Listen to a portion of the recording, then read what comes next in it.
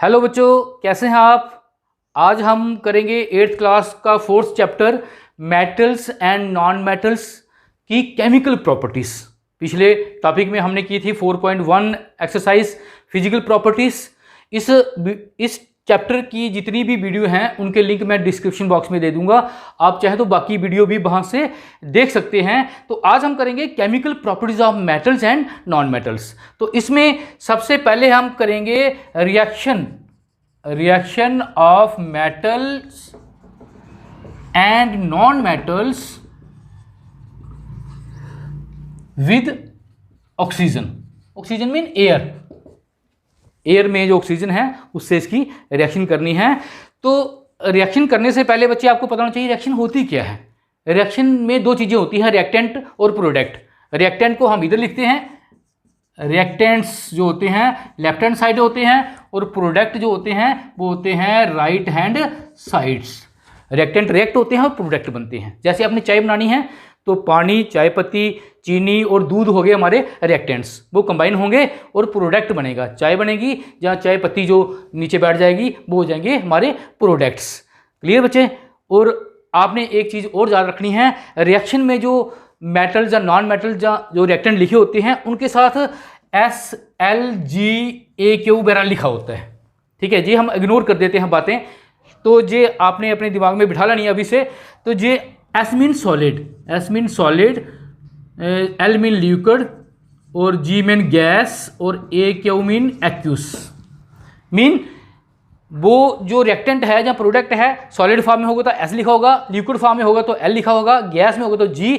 अगर उसका सोल्यूशन पानी में बनाया होगा, एक्यूस मीन वाटर, तो उसके साथ एक्यू लिखा होगा। ये भी याद रखना है। और एक छोटी सी बात आपने ये याद रखनी है बच्चे, ये जो मेटल्स है ना इनके सिंबल आपने याद करने हैं। मेटल तो ऐसे तो बड़ी सारी हैं, 85 से भी ज़्यादा मेटल हैं पीरियोडिक टेबल में, लेकिन जनरली हम रिएक्शन इन्हीं की करते हैं मोस्टली।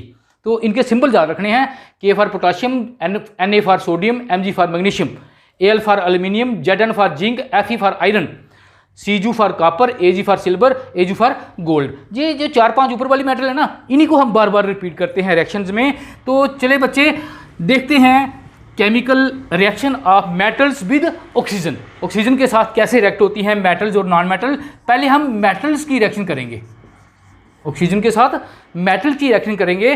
तो आपने ये लिख लेना है, पहले ये दिमाग में बिठा लेना है बच्चे कि मेटल्स जब ऑक्सीजन से रिएक्ट होती हैं तो वो हमेशा बनाती हैं मेटल ऑक्साइड्स। ये जनरल जो रिएक्शन है ये अपने दिमाग में बिठा लेनी है कि मेटल जब भी ऑक्सीजन से रिएक्ट होगी वो बनाएगी मेटल ऑक्साइड। देखते हैं बच्चे, लेते हैं हम सोडियम मेटल, इसको S लिखा होगा सॉलिड फॉर्म में, और ऑक्सीजन से रिएक्ट होगी गैस। ऑक्सीजन कहाँ से आई? एयर से। ये रिएक्ट होगी और बन जाएगा सोडियम का ऑक्साइड, जिसका फॉर्मूला होता है Na2O। अगर बैलेंस करना है तो ये 2 टाइम हो जाएगा, ये 2 टाइम हो जाएगा Na2O, 2 ऑक्सीजन हो गई, और ये हो जाएगा हमारा 4 टाइम। अगर बैलेंस कर सकते हैं तो ठीक है, नहीं तो आप विदाउट बैलेंस भी लिखेंगे चलेगा। उसके बाद अगर पोटाशियम की रिएक्शन आप करते हैं ऑक्सीजन से, this is solid, this is gas, तो ये क्या बन जाता है बच्चे? Potassium oxide. This is potassium oxide और दिस इज सोडियम ऑक्साइड। और आपको बताएं ये रिएक्शन इतनी फास्ट होती है, अनकंट्रोल्ड रिएक्शन होती है ये। क्यों? क्योंकि सोडियम और पोटाशियम मेटल बड़ी ज़्यादा रिएक्टिव होती हैं, ऑक्सीजन से जब वाटर से बड़ी जल्दी रिएक्ट कर जाती हैं। इस कारण इनको हम बाहर नहीं रख सकते, इनको कैरोसिन ऑयल में, मिट्टी के तेल में रखा होता है, वो भी बंद बोतल करके कि कहीं ऑक्सीजन उसके अटैक ना कर दे। अगर ऑक्सीजन अटैक करेगी तो वो ऑक्साइड में चेंज हो जाएगी और अनकंट्रोल रिएक्शन हो जाएगी। ऐसे ही बच्चे ये क्लियर हो गया। मीन ये रूम टेम्परेचर पे ही बड़ी फास्ट रिएक्शन होती है। लेकिन अगर हम बात करें कुछ और मेटल की, मैग्नीशियम की या एल्युमिनियम की, तो इनको ये तब तक ऑक्सीजन से रिएक्ट नहीं होंगी जब तक इनको आप बर्न नहीं करेंगे या जलाएंगे नहीं, है ना। जब तक आप इनको हीट नहीं करेंगे तब तक ये रिएक्शन नहीं होगी। हमें पता है कोई भी चीज़ जलती है किसकी मदद से जलती है? एयर में जो ऑक्सीजन होती है। तो मैग्नीशियम ऑक्सीजन से जब रिएक्ट होगी तो बनाएगी ऑक्साइड, जिसका फॉर्मूला होता है MgO, मैग्नीशियम ऑक्साइड। बैलेंस करना है तो हम कर सकते हैं, अगर नहीं करना तब भी ठीक है। ऐसे ही एल्युमिनियम जो है वो ऑक्सीजन से रिएक्ट होती है तो बनाती है एल्युमिनियम ऑक्साइड Al2O3। लेकिन क्या करने पर, वर्न करने पर, वर्न करने पे एल्युमिनियम को तो बड़ा ज़्यादा हीट करना पड़ता है, तब ये जाके वर्न होती है। हमने देखा एल्युमिनियम के बर्तन होते हैं हमारे घरों में, अगर वो ऐसे रिएक्ट हो जाए आसानी से तो फिर खाना कैसे बनाएंगे। तो एल्युमिनियम फॉयल लेके जो आप जिसमें खाना पैक करते हैं आप कर सकते हैं, उसको आग लगाएंगे तो वो बर्न हो जाएगी और एल्युमिनियम ऑक्साइड में चेंज हो जाएगी, दैट इज सॉलिड। सॉलिड ये लिख सकते हैं, अगर नहीं भी लिखेंगे ये सॉलिड लिक्विड गैस कोई फर्क नहीं है, ठीक है। तो ये हो गए ऑक्साइड्स ऑफ मेटल्स। अब आपने एक बात याद रखनी है, ये जो ऑक्साइड हमने बनाए हैं, sodium oxide, potassium oxide, magnesium oxide और एल्युमिनियम ऑक्साइड, ये कहता है ये they are basic in nature, base होते हैं। आपने 7th क्लास में पढ़ा था एसिड और बेस, एसिड की प्रॉपर्टी अलग होती हैं, बेस की अलग होती हैं। एसिड जो है ब्लू लिटमस को रेड कर देते हैं, बेस रेड लिटमस को ब्लू कर देते हैं, तो they are basic in nature. अगर आपने देखना है कि बाकी बेस होते हैं कैसे आइडेंटिफाई करना है, तो बच्चे इनकी कुछ और रिएक्शन हम देखेंगे। अगर ऑक्साइड को कहता है, अगर ऑक्साइड को वाटर में डालने से वो बेस बन जाता है, हाइड्रोक्साइड बन जाता है, तो it mean oxide is basic in nature. तो जैसे ही ये जो सोडियम ऑक्साइड हमने बनाया था, सोडियम ऑक्साइड, जैसे ही इसको मैंने लिक्विड वाटर में डाला बच्चे, तो ये चेंज हो गया किसमें, सोडियम हाइड्रोक्साइड, सोडियम हाइड्रोक्साइड। और इसके साथ लिखा होता है एक्यूस, मीन ये पानी में डिजॉल्व होता है, ठीक है बच्चे। ऐसे ही जब मैंने पोटाशियम ऑक्साइड को लिया तो उसको मैंने वाटर में डिजॉल्व किया तो वो भी बन गया क्या, पोटाशियम हाइड्रोक्साइड। और ऐसे ही जब मैंने मैग्नीशियम को लिया, मैग्नीशियम ऑक्साइड को, तो उसको वाटर में डिजॉल्व किया बच्चे, तो वो बन गया मैग्नीशियम हाइड्रोक्साइड। जिनके फार्मूले हैं वो आपको याद करने पड़ेंगे, या हो जाएंगे आस्ता आस्ता आपको। तो ये चीज़ें बन जाती हैं बच्चे, हाइड्रोक्साइड में चेंज हो जाते हैं। और हाइड्रोक्साइड में जब हमने क्या डाला, रेड लिटमस डाली, तो वो ब्लू हो गई। जहाँ रेड लिटमस पेपर भी होता है, जैसे हमने इन सोल्यूशन में रेड लिटमस पेपर डाला तो वो ब्लू हो गया, it mean these are base. अगर ये बेस हैं, एल्कली हैं, तो ये भी हमारे ऑक्साइड जो हैं वो क्या हैं, बेस हैं। अपने दिमाग में बिठा लेना बच्चों कि मेटल के ऑक्साइड जो होते हैं they are basic in nature. अब बच्चे अगर आप बुक पे देखेंगे तो बुक पे एक एक्टिविटी लिखी है 4.3 एक्टिविटी, वो थोड़ा मैं आपको बताऊं। उसमें वो कहता है कि आयरन की रिएक्शन बताएं, आयरन की रिएक्शन बताएं ऑक्सीजन एयर से। एयर में क्या होता है बच्चे, एयर में होता है ऑक्सीजन गैस और वाटर वेपर्स। गैस फॉर्म में लिखा है इसको क्योंकि वेपर्स होते हैं। और आयरन क्या होता है, सॉलिड। ये वही है रस्टिंग ऑफ आयरन जो आपने 7th में पढ़ा था।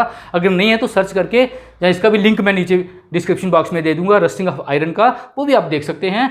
तो ये आयरन ये एक स्लो प्रोसेस है। लोहे को जंग लगता है ना, तो ऑक्सीजन और वाटर की प्रेजेंस में, मीन एटमॉस्फेरिक कंडीशन में, वो बन जाता है iron oxide Fe2O3, ferric oxide, ये फार्मूला उसका। जो आयरन, इसको क्या बोलते हैं, आयरन ऑक्साइड। ये 7th में भी आपने पढ़ा था। और इसमें वाटर भी होता है, क्रिस्टलाइजेशन एक्स टाइम वाटर। ये क्या है, this is also oxide of iron, oxide of metal. वो कहता है कि चेक करो ये ऑक्साइड जो है एसिड है या बेस है। तो उसने कहा ये जो रस्ट बनी है, ये जो राख आयरन के ऊपर है, उसको निकालो, उसको थोड़ा ब्रीक करो पाउडर फॉर्म में और उसको पानी में डिजॉल्व कर दो। ये बुक में फोटो दिखाया है जैसे। तो इस पानी का थोड़ा सा पार्ट लेके उसमें आप रेड लिटमस डालें और ब्लू लिटमस डालें, तो आप देखेंगे वो कोई रिएक्शन नहीं हुई। रेड लिटमस और ब्लू लिटमस वैसे के वैसे ही रहे। अब बच्चों इन्होंने रेड लिटमस ब्लू लिटमस से कोई रिएक्शन क्यों ना दी, क्योंकि ना जे एसिड हैं जहाँ जे बेस हैं, इनको बोलते हैं एम्फोटेरिक सब्सटेंस, जहाँ एम्फोटेरिक ऑक्साइड्स। और आपको बताएं, वेरी इंपॉर्टेंट पॉइंट, आपको बताएं एम्फोटेरिक होते क्या हैं। एम्फोटेरिक वो सब्सटेंस होते हैं जो एसिड का काम भी करते हैं और बेस का भी। मीन अगर इसको किसी स्ट्रॉन्ग एसिड में डालते तो ये खुद बेस बन जाता है, और अगर इसको स्ट्रांग बेस में डालें तो ये एसिड बिहेव करता है। जी आप देखेंगे बड़ी क्लासों में, सिर्फ आपने ये याद रखना है एम्फोटेरिक वो होते हैं वो which act as both acid and base. तो ये कलर चेंज क्यों नहीं हुआ एक्टिविटी में, क्योंकि दिस ऑक्साइड इज एम्फोटेरिक। ऐसे ही जो पीछे हमने पढ़ा था एल्यूमिनियम का ऑक्साइड जो था, एल्यूमिनियम का ऑक्साइड जो था वो भी एम्फोटेरिक होता है। मीन मैक्सिमम मेटल के ऑक्साइड बेस होते हैं लेकिन कुछ एम्फोटेरिक भी होते हैं। अब हम बच्चे बात करते हैं reaction of non metal with oxygen. Oxygen mean air. Non metal oxygen से कैसे रिएक्ट होती हैं वो देखते हैं। तो हम नॉन मेटल ले लेते हैं, most commonly non metal sulphur and carbon जो सॉलिड स्टेट में होती हैं। सल्फर भी सॉलिड होता है, कार्बन भी सॉलिड। इसको आपने जलाना है बच्चे, ऑक्सीजन की प्रेजेंस में वर्न करना है, तो आप देखेंगे it change into gas form that is sulphur dioxide. Oxide बनते हैं, मेटल के भी ऑक्साइड बनेंगे थे, इसके भी ऑक्साइड बनेंगे। ऐसे ही कार्बन को अगर जलाते हैं बच्चे ऑक्सीजन की प्रेजेंस में तो बनेगा, क्या बनेगा, दिस इज गैसी फॉर्म में और this is carbon dioxide. These are oxide of non metals. अब हम देखेंगे कि नॉन मेटल के जो ऑक्साइड होते हैं वो एसिड होते हैं जब बेस होते हैं, तो उसके लिए भी यही करेंगे बच्चे। इन ऑक्साइड को क्या करेंगे, पानी में डिजॉल्व करेंगे।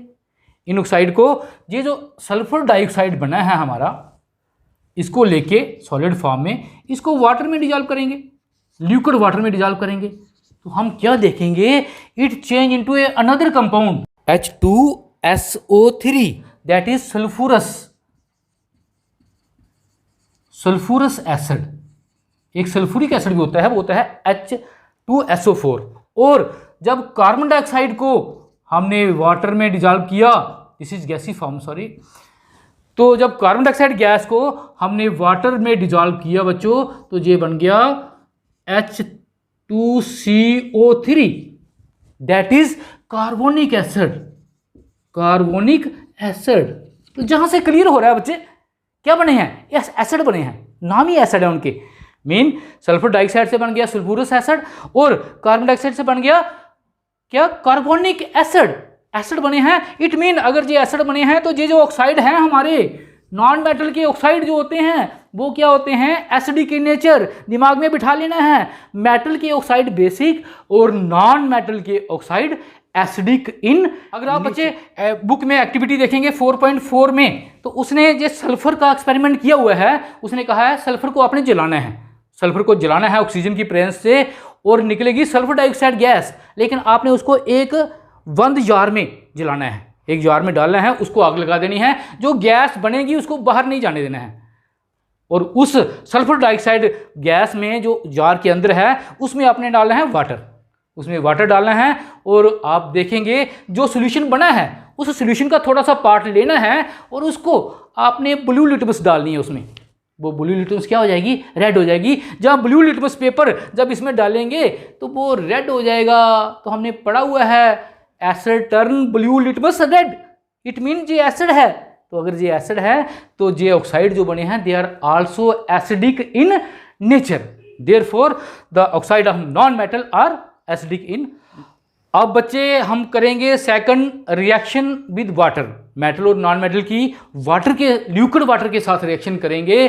तो देखते हैं सबसे पहले मेटल्स में सोडियम। आपने याद रखना है कि मेटल्स की जब रिएक्शन करते हैं वाटर के साथ तो बनता है मेटल हाइड्रोक्साइड, हाइड्रोक्साइड और प्लस निकलता है hydrogen.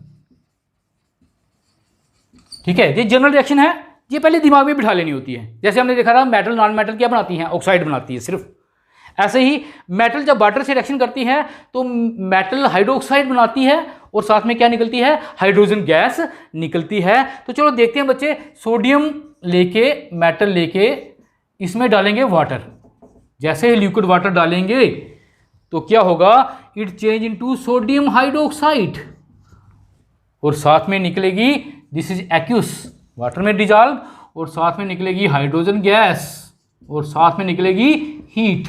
This is very important reaction. Activity अगर आप देखें, आपके बुक पे एक्टिविटी दी गई है 4.5, उसने कहा है आपने एक कंटेनर लेना है, बीकर लेनी है, उस बीकर में पानी डाला हुआ है, पानी डाला हुआ है, तो उसमें उस वाटर में आपने डालनी है सोडियम मेटल, सोडियम का छोटा सा पीस लेके आपने उसको उसमें डालना है। लेकिन ध्यान रहे सोडियम का पीस अगर एयर में हो तो वो आग पकड़ लेता है, उसको रुई के बीच में रखा जाता है। तो वो रुई के बीच में जो सोडियम पीस रखा हुआ है वो आपने इसमें डालना है। जैसे ही आप पीस डालेंगे एक्सप्लोजिव रिएक्शन, जैसे आग लग जाएगी बच्चे, पानी में आग लग जाएगी। कैसे आग कैसे लग गई? क्योंकि सोडियम मेटल हमने पीछे बात की है, मिट्टी के तेल में रखा जाता है, बड़ी रिएक्टिव होती है वाटर और ऑक्सीजन से। तो जैसे ही जिसने वाटर से रिएक्शन की, क्या बना? सोडियम हाइड्रोक्साइड, क्या निकली? हाइड्रोजन गैस, साथ में एक्सोथर्मिक रिएक्शन होती है, एक्सोथर्मिक होती है जिनमें हीट निकलती है। जैसे हीट निकली तो हाइड्रोजन क्या होता है? हाइड्रोजन फ्यूल है, ईंधन है, जलता है, हाइड्रोजन को आग लग गई। जैसे हाइड्रोजन को आग लग गई तो वहां क्या हो गया? Explosive reaction. ठीक है, वो आग जो है हाइड्रोजन के साथ कारण लगी है। अगर आप इस बीकर को टच करेंगे तो ये हार्ट होगी, हार्ट मीन इसमें एनर्जी रिलीज हुई है, एक्सोथर्मिक रिएक्शन। ये एक्टिविटी आप देख सकते हैं 4.5 एक्सेस एक्टिविटी हमारी। और ऐसे ही बच्चे अगर पोटाशियम के साथ अगर रिएक्शन करते हैं लिक्विड वाटर की, this also change into potassium hydroxide, aqueous plus hydrogen plus heat. बड़ी ज़्यादा रिएक्टिव है, रूम टेम्परेचर पे ही जैसे ही करेंगे रिएक्शन हो जाएगी। लेकिन अगर बच्चे हम बात करें मैग्नीशियम मेटल की, मैग्नीशियम मेटल में अगर आप वाटर डालते हैं तो ये ऐसे रिएक्ट नहीं होगा बच्चे, इसको हीट करना पड़ेगा। क्या करना पड़ेगा? हीट, क्योंकि दिस इज लेस रिएक्टिव। ये जो दी गई ना मेटल, ये बड़ी ज़्यादा रिएक्टिव है, जैसे जैसे नीचे जाते हैं रिएक्टिविटी कम होती जाती है। इस कारण इसको क्या करना पड़ेगा? इसको हीट करना पड़ेगा और उसके बाद ये बनेगा मैग्नीशियम हाइड्रो ऑक्साइड। ये भी मैग्नीशियम हाइड्रोक्साइड में चेंज हो जाएगा, लेकिन ऑन हीटिंग, और साथ में निकलेगी हाइड्रोजन गैस। और जहाँ कोई ज़्यादा हीट नहीं निकलेगी, जैसे जहाँ एक्सप्लोजिव रिएक्शन होती थी वहाँ जहाँ नहीं होगी। तो बच्चों ये थी reaction of metals with water. तो हमने इतनी रिएक्शन देनी है, बाकी आगे देने की जरूरत नहीं है। तो हमने देखा मेटल जब भी वाटर से रिएक्ट करती हैं तो क्या बनाती हैं? मेटल हाइड्रोक्साइड, और साथ में निकलती है हाइड्रोजन गैस। अब अगर हम बात करें reaction of non metal with water, non metal carbon sulphur ये जो है ये वाटर से रिएक्शन नहीं करते बच्चे। बस सिंपल सी बात अपनी याद रख लेना है कि नॉन मेटल वाटर से रिएक्ट नहीं करते। क्यों नहीं करते? ये आप बड़ी क्लासों में पढ़ेंगे, जहां हम इतना ही करेंगे कि non metal does not react with water. बच्चों आप तीसरे नंबर पे हम करेंगे reaction of metal and non metal with dilute acid.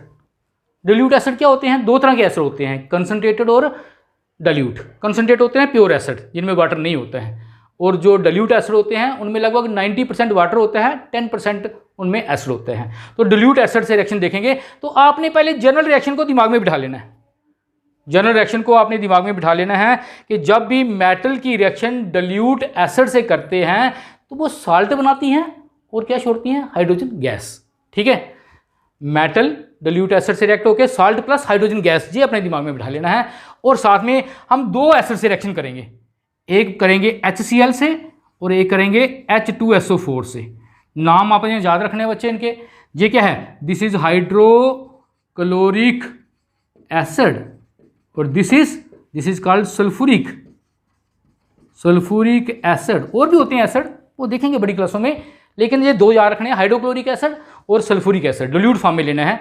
तो देखते हैं बच्चे, करते हैं पहले की तरह ही। ये लेते हैं मेटल सोडियम, सोडियम मेटल में डालते हैं हम HCl, कौन सा? डिल्यूट।